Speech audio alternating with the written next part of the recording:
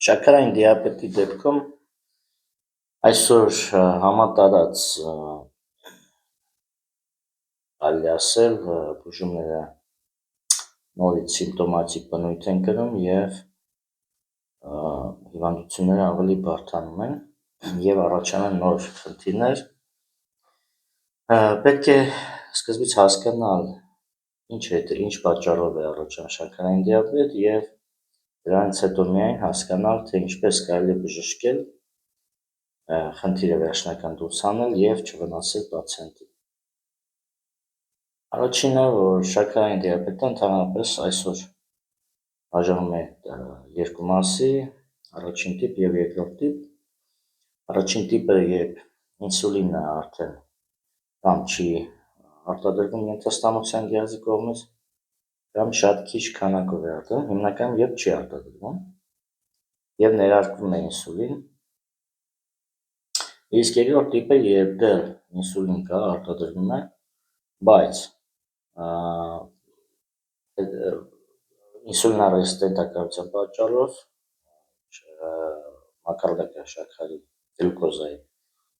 բարձր է լինում, կամ լյարդի հիվանդությունների պատճառով նույնպես բարձր է լինում։ Այսինքն երկրորդ տիպի ժամանակ հիմնական պատճառներն են դա ինսուլինառեզիստենտականությունը, այսինքն բջիջների ռեցեպտորների զգայունակության անկումը ինսուլին հորմոնի նկատմամբ, կամ լյարդի հիվանդությունը, որը չի կարգավորվում, որովհետև արյան մեջ գլյուկոզի բաղադրությունը կարգավորում է նաև լյարդը։ Որոշ դեպքերում կարող են նաև երիկամների հիվանդություններից լինել, բայց ավելի շատ ինսուլինառեզիստենտականությունը լյարդն է։ Չնայած որ երիկամները մեծ գործ են անում եւ շաքարային դիաբետի դեպքում երկրորդ տիպի նաև երիկամների աշխատանքն է պետք ստուգել։ Այսինքն կարող է օրգանական փոփոխություններ չլինել, բայց թերֆունկցիա լինել կամ քրոնիկ բորբոքում եւ այլն եւ այլն։ Հիմա փորձենք հասկանալ, թե ժամանակակից ալոպաթիկ բժշկությունը շաքարային դիաբետի դեպքում ինչ բուժումներ է առաջարկում։ Հիմնական դրանք բուժումներ չեն, այլ ախտանիշը ճնշելու միջոց։ Օրինակ, երկրորդ տիպը բուժելուց միշտ ըստ մեթոդոլոգիայի իրենք գիտեն, որ հասցնել են պացիենտին առաջին տիպի եւ հասցնել են հետո լինում են ընդհուպ սևանում են վերջույթները, հեռացնում են վերջույթները, հասցնում են դրան, վերքին օրգաններն են քայքայվում քիչ-քիչ։ Ինչու է այդպես կատարվում։ Հիմնականում այն պատճառով, որ նշանակում են կողմնակի ազդեցություններով շատ մեծ վնասակարություն ունեցող պրեպարատներ, այդ պրեպարատների անունները չեմ ցանկանում տալ, բայց իմացեք, որ եթե շաքարի դեղ է նշանակում շաքերթների մեջ դեղ, ապա դա մեծ կողմնակի ազդեցություններ ունի։ Ընդհանուր կասեմ, թե ինչպես են դրանք աշխատում։ Ուրեմն երկրորդ տիպը բուժելուց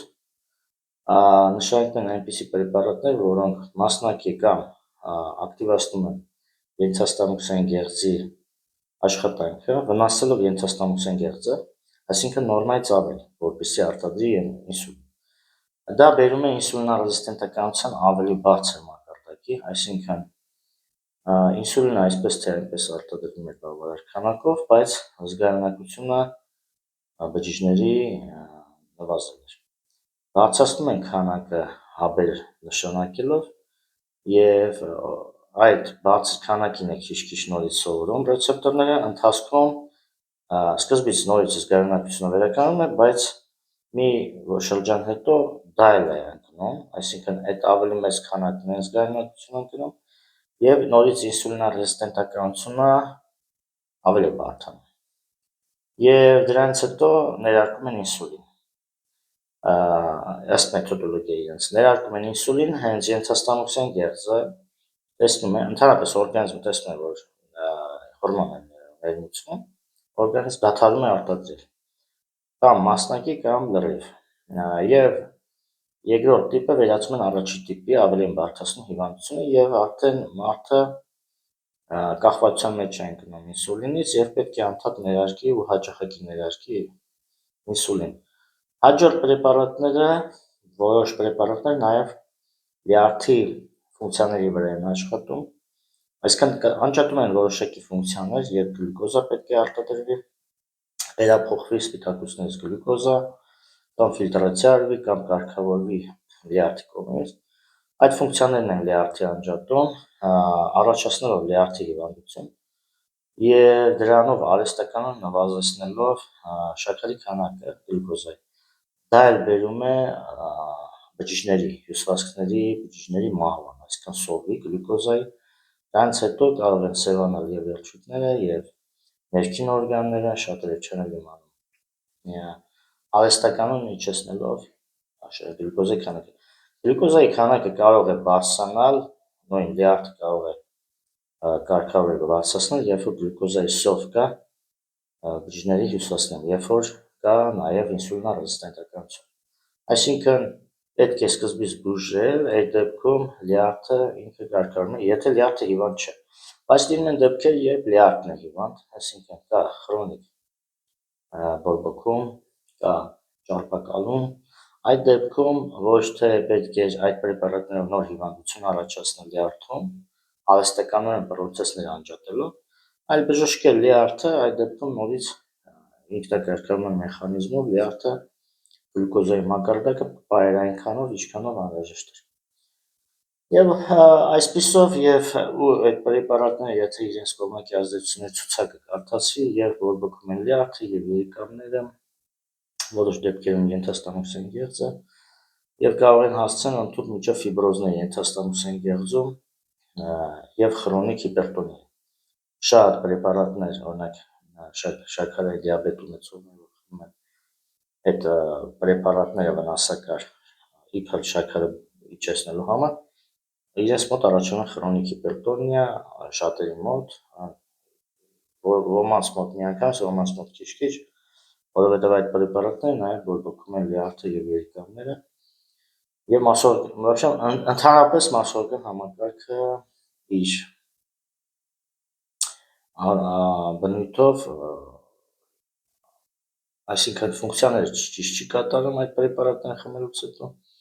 եւ արհեստամոքսային տրակտը ամբողջությամբ հիվանդանում է։ Ինչը վերաբերում է ճշմարիտ բուժմանը,